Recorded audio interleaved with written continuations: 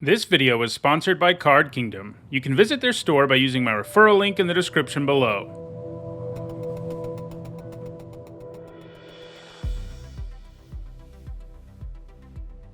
Hi everyone, I'm Nizzanotes, and it's Saturday, and that means it's time for Nizzanotes, my weekly vlog series about limited Magic. Right now we're in the doldrums of summer. This is where we have sort of the biggest gap between sets that people are actually going to draft a lot. You know, it happened last summer and it's happening this summer. So I have some time to do some more general limited videos, and that's what I want to do today with a top 10 list. I'm going to look at the top 10 best limited uncommons we've ever seen. Sometimes you'll hear these called mythic uncommons. I believe that was originally coined by the LRcast podcast. And what that means is, you know, you see these about as often as you see mythic rares, and they're on the same power level. Basically, if you see these, you're always first picking them, and that's why you just don't see them very often, even though they're at a much lower rarity. It is obviously, you know, it's kind of a clever name, and it's a tiny bit hyperbolic because, you know, they're not mythics, but they are incredibly, incredibly good. It's also a good topic right now because Lord of the Rings Limited has the most like incredible uncommons that I can think of in like a recent limited format, and you know that's the main format on Arena right now if you're playing limited. So let's go ahead and jump into the list, and I'm starting at number 10 with Cone of Flame. So this is originally from Weatherlight. It was also reprinted in 10th edition and Magic 2015. It was insane in all three. This is 3 generic and 2 red for a sorcery that does 1 damage to a target creature or player, 2 damage to another target creature or player, and 3 damage to another target creature or player. So potentially, you know, if your opponent has a 3 toughness, 2 toughness, and 1 toughness thing, we're talking about a 3-for-1, and that's what a lot of the cards on this list are. That's generally the most powerful things you can do in limited are where you get 2-for-1s or 3-for-1s. You're not really going to see like normal premium removal on this list because, you know, most of that, its best case scenario is a 1-for-1. And that's just, you know, it's good. Removal's good, of course. But we're talking about like the best uncommons ever in limited. And a card like Cone of Flame gets there. I do think, you know, we're talking about the context of the limited formats this card was originally part of. It doesn't seem like it would be quite as insane today as it used to be, but creatures were generally worse in the olden days, especially during Weatherlight. But even in 10th edition of Magic 2015, creatures were worse. You could pay 5 and kill 3 things with this with regularity and get insane tempo and card advantage all at once. And it really reshaped the game in your favor. You know, it had an impact on a game like you'd expect a mythic rare to have, right? That's how big of a deal Cone of Flame was. Something I should have mentioned at the beginning is also, I mean, this should be obvious, but I think some people are going to be talking about uncommons that weren't ever in limited formats, basically. And what I mean by that is cards that were uncommon before Mirage Block, which is when they first started designing for limited. They're not on this list because they were never played in limited. There are obviously some busted uncommons from Magic, from like Alpha and stuff, but that's not what we're talking about here. So, yeah. So moving on to number 9, I've got Vampire Nighthawk. So this is from original Zenda cards, 1 generic and 2 black for a 2/3 with Flying Death Touch and Lifelink. So this one's not really a 2-for-1 style card, like most of the things we're going to see on this list are, but the efficiency of the Nighthawk in that limited format was completely absurd. We're once again talking about long enough ago that creatures were significantly worse, and so the Nighthawk, if they reprinted the Nighthawk in any limited format today, it would still be really, really good, and a card you first pick reasonably often, right?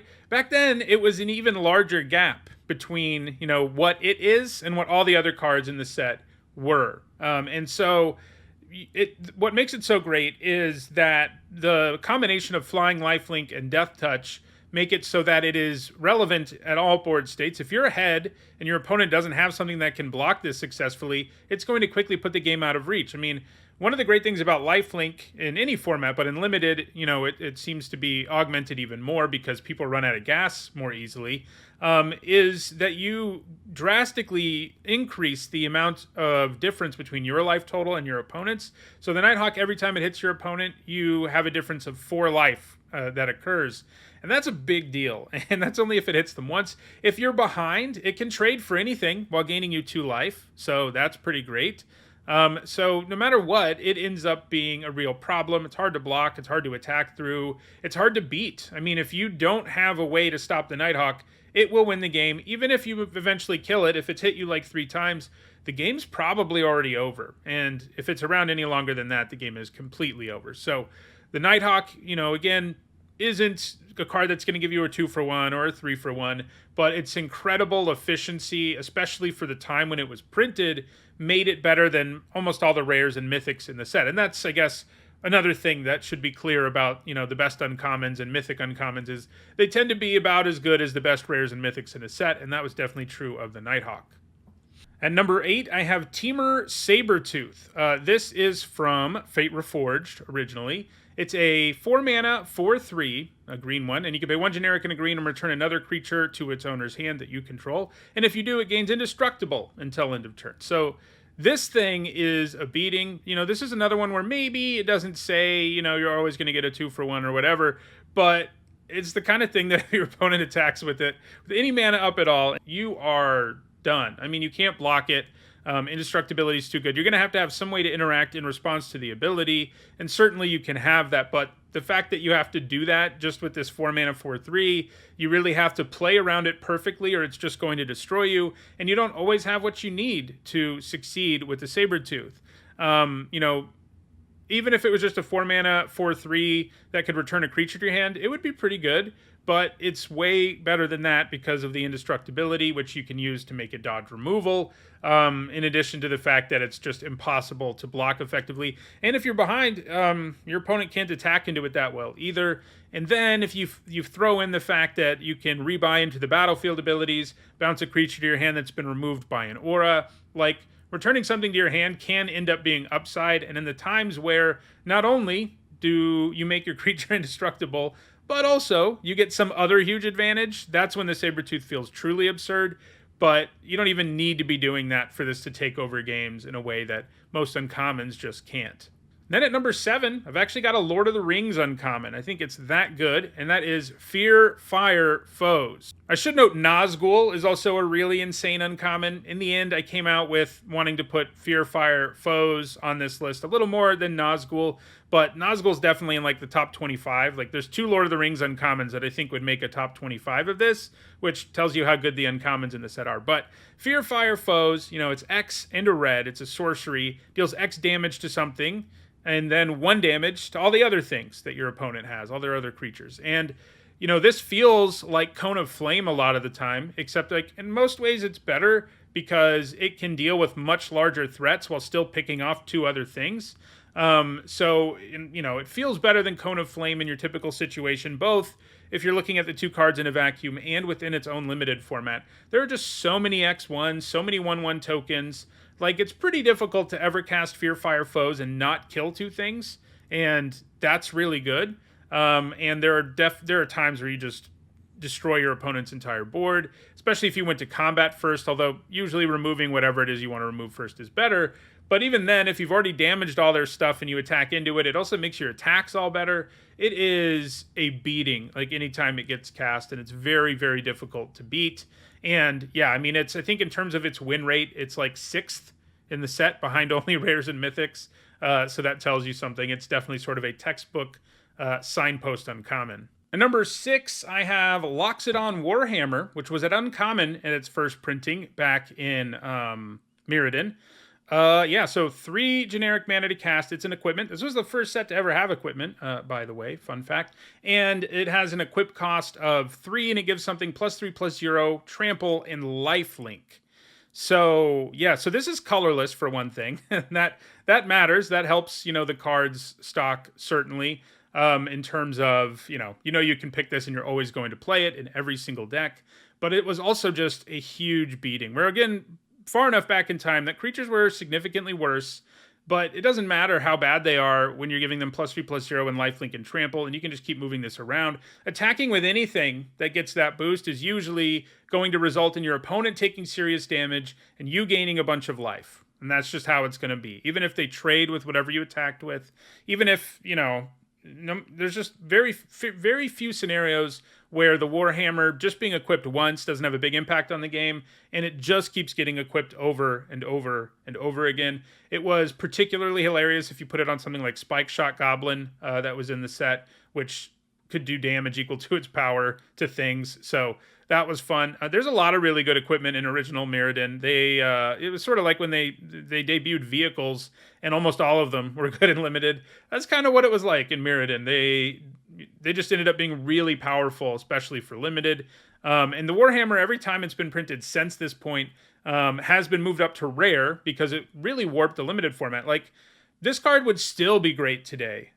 Even these days, we do have a lot cheaper interaction and stuff that can mess things up. It is a little clunkier by today's standards for sure. Like, you can usually do more efficient things with your mana. But if they reprinted this in a set today, and they have reprinted it in the relatively recent past, it would still have a huge impact on the limited format and be a card you first pick a ton, especially because it's colorless. So every other time they've printed it, it's been rare, and I think that's mostly been because of limited, not because of other formats. All right, at number 5, I've got 2 separate Celeznia Guild Mages. One of them is actual Celeznia Guild Mage, and the other is V2 Ghazi Guild Mage. Celeznia Guild Mage is from original Ravnica, and V2 Ghazi Guild Mage is from Return to Ravnica. So these cards are different, of course, but they obviously have a lot of similarities. They're part of, that set specific cycle about making guild mages for each of the guilds. And they both like tokens. Celeznia Guild Mage costs 2 green-white hybrid mana. It can make a Saproling for 3 generic and a green. It's also a 2/2. And for 3 generic and a white, it can give your whole board +1/+1. So it is a one-man army, and that kind of card is always amazing. Like, this isn't quite Pack Rat or Horn of Gondor for a more recent card, but those are rares. And this feels close enough to being one of those that it really gives you a feeling for just how good it is. Because, yeah, it can just crank out Saprolings, but it can also pay you off for having a board that wide because it eventually can buff everything. Didn't hurt that green-white in the set in Ravnica, as it has been in every Ravnica set, is about going wide and is about tokens, and they had the Convoke mechanic. So, even absent any synergy, this card would have been amazing. But with the synergy that green-white had in original Ravnica Limited, it was insane. So, when I think of Mythic Uncommons, this is one of the first things that I think of just because I remember how absurd this card could be when it wasn't dealt with. And that's like the best case scenario, is that your opponent kills it, but you still only spent 2 mana on it, and it doesn't really hurt that much. And if they don't kill it, they lose to a 2-drop. So that's kind of how it works. V2 Ghazi Guild Mage I don't think is quite as good, either in a vacuum or in its own limited format, but it was still really good. It's not able to make tokens quite as effectively for the most part, but it does have the ability to make 3/3 centaurs for 4 generic, a green, and a white. And then it has Populate, which for 2 generic, a green, and a white means you make a token that's a copy of a creature token you control. So theoretically, again, because green-white in Return to Ravnica was still about tokens, usually you'd be able to populate and make a token of something. Maybe it was just a Saproling. Maybe it's a Centaur that you already had. That's obviously even better. It doesn't come with a way to buff everything, but it does potentially have the ability to more efficiently make even bigger tokens, even if it takes a little bit of setup. And then it has a mana sink ability to make, a Centaur that then sort of feeds off of itself because you can start populating the Centaur. So both of these are, one card that can build out your entire board all on their own, and that's what makes them so powerful. Then at number 4, I've got 2 cards, again, that are pretty similar. You'll see how. Lingering Souls and Battle Screech. So both of these give you 4 1/1 flying tokens, and they are 1 card, and that's amazing. Part of what makes them both so good is that they're good whether you're ahead or behind, which, again, that's true for a lot of these. If you're behind, just making these extra bodies can help you stabilize. And if you're ahead, making all of these extra bodies with flying can just be your win condition. And it's not really that hard to make it happen. So Lingering Souls is 2 generic and a white to make 2 1/1 flyers, and then it can flash back for 1 generic and a black. Battle Screech, which is from Torment. Lingering Souls is from Dark Ascension. I don't know. One of the original Innistrad sets. And Battle Screech is 2 generic and 2 white to make 2 1/1s, but then you can flash it back by tapping 3 white creatures, and oh, by the way, the 2 1/1s you just made count. So it's really not that hard to cast it and then flash it back in the same turn, which is actually a little harder with Lingering Souls, but you can do it. Another really great thing about them is if you're worried your opponent has a sweeper or something, something that can kill a bunch of small stuff, you can just keep this card, whether it's Battle Screech or Lingering Souls, in your back pocket, in your graveyard, and, you know, wait until maybe your opponent casts, you know, force them to cast something that deals with all your small creatures, and then just flash it back and get 2 more. I mean, in Limited, most of the time, it's better to just get all of them at once because they quickly alter the game, either by helping you stabilize or helping you really pressure your opponent. But sometimes, you know, if you know, like, your opponent has sweepers, it can be nice to keep these in your graveyard after you've used them the first time. But both of these make a whole bunch of tokens really easily, really efficiently, and that's what makes them amazing.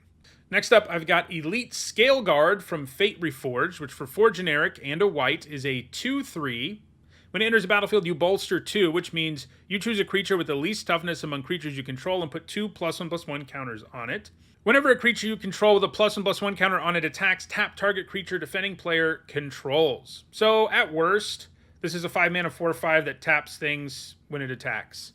That's really good. Not really best uncommon, 3rd best uncommon ever in Limited good, but it's pretty good. But it's basically always better than that for a few reasons. First of all, you're going to have something else that probably has lower toughness. You'll be able to put those counters on that thing, and then that thing will be able to attack right away, which means you kind of get +2/+2 in haste and tap an opposing creature every time, you know, when you cast this. And that's like what usually happens. The other thing is, unlike some triggers like this, every single thing you attack with that has a counter on it will tap something.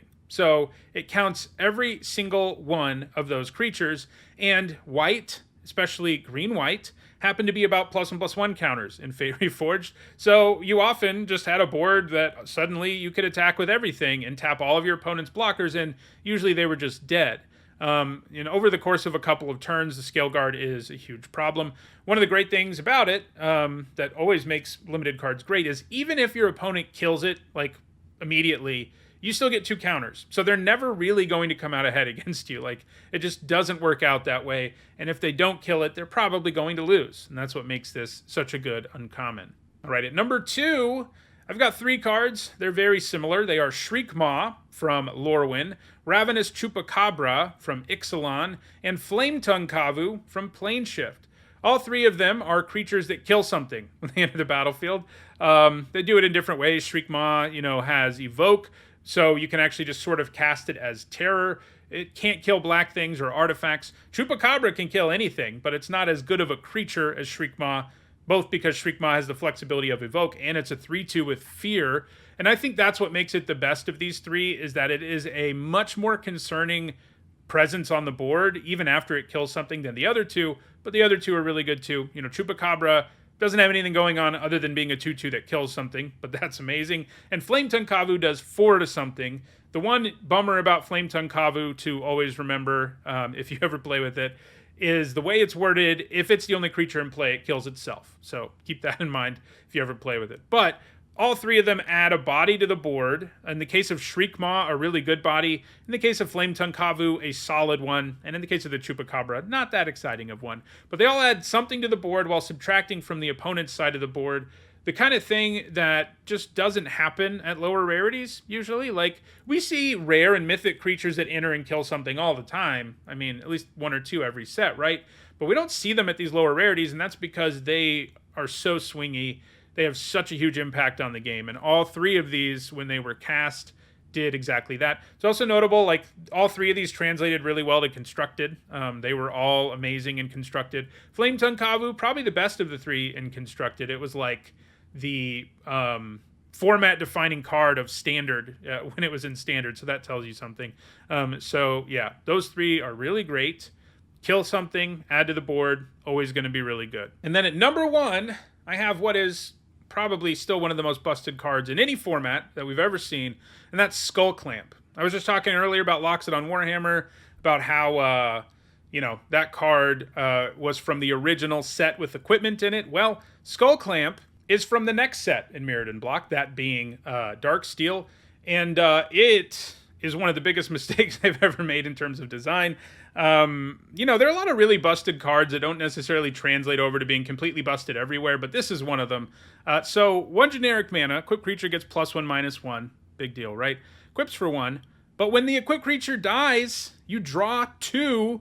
That's 2 cards.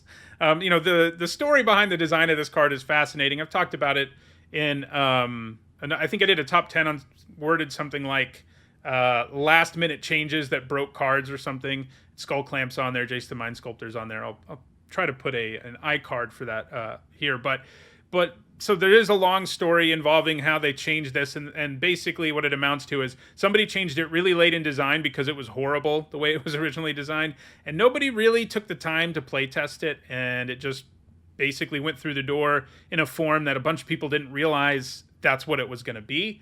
And that's how you end up here with this card. So what makes it so crazy is, first of all, it turns every X1 creature you have into pay 1, sack this, draw 2 cards. That's it built in 2 for 1, right? But it's even good in every other situation. You slap this on something that's a good attacker. You attack your opponent with it. They basically can't block it because they're going to let you draw 2. If they do block it, they let you draw 2, and they take a ton of damage if they don't in most cases. You can do it just on a chump blocker too. If you're behind and you just slap this on the creature you're going to block with anyway, it's going to feel pretty good. And it fuels itself, right? Because you draw more and more cards, which means you're drawing more and more creatures that you can equip this to and that you can keep drawing cards with. And, you know, Skull Clamp just, you know, it's basically an insane card advantage engine that is stupidly efficient, can be played in every single limited deck, and you know, that's a problem. It never got banned. You know, they don't ban cards in limited yet. Someday it might happen, I guess, if they really mess something up. It didn't get banned in limited, but it got banned and restricted, I think, everywhere but vintage. It may never have been banned. Yeah, well, it's legal in Commander too. Yeah, so, which is kind of crazy to me now that I think about that. There's a lot of less broken cards that are banned, but hey, Skull Clamp isn't banned in Commander or Vintage, but it's been banned or restricted everywhere else, or limited, obviously. But yeah, just an insane engine, very easy to make it work, and I think it's pretty easily the best limited uncommon of all time. And if we're just talking about power level, probably one of the best uncommons ever printed for any format. So those are my picks for the 10 biggest limited, most powerful limited uncommons that we've ever seen. Do you think there's one I left out? Let me know in the comments. If you enjoyed this video, don't forget to like it and share it. And if you want to support the channel and me, you can do so by becoming a channel member or a patron. You can find ways to do both of those things in the description. Thanks for watching.